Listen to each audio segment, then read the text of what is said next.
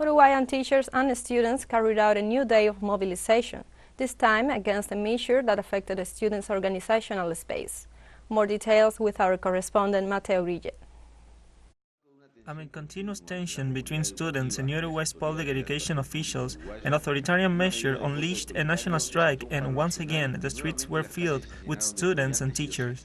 Secondary education authorities summoned and suspended a high school principal for refusing to seize the union hall and take it away from the students. Just a few hours, the measure provoked a national strike of teachers, the occupation of a high school, and a massive mobilization.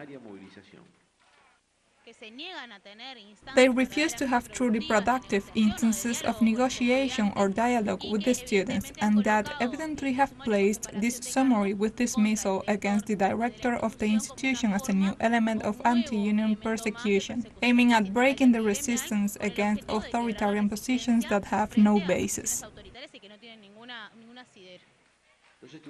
The students rejected the measure and immediately occupied the high school premises, denouncing authoritarianism and anti-democratic practices, and in just a few hours they had garnered a lot of support.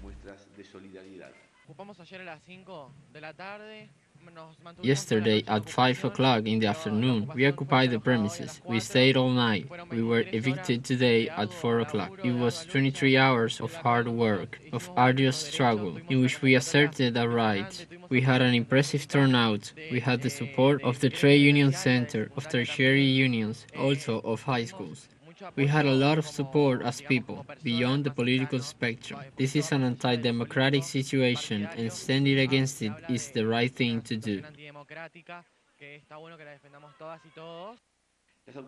The authorities urged not to politicize the decision to dismiss the principal of the high school, but the request was rejected.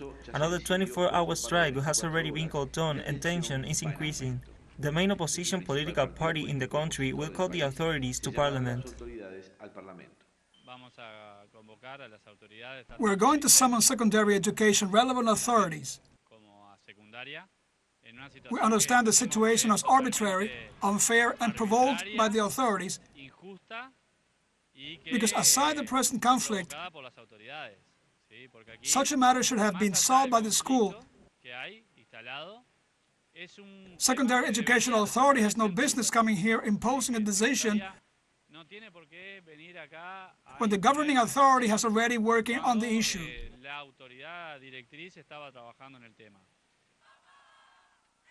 Thousands of students and teachers marched through downtown Montevideo, rejecting authoritarianism but also demanding a decent budget and against the cuts made by the current administration.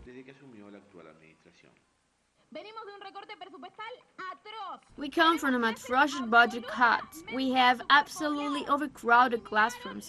They eliminated tutoring hours, they eliminated coordination hours. We have less and less chances of working with students individually. At this point, their excuses are absurd. Everything they say on paper, they end up stepping over through action, which have little to do with what they proclaim. The whole situation is part of a long conflict between the government, the teachers, and the students. The school year begins with the same tensions with which the previous one ended. All of this points to, once again, the educational conflict becoming a focal issue this year. Mateo Grille, teleSUR, Montevideo, Uruguay.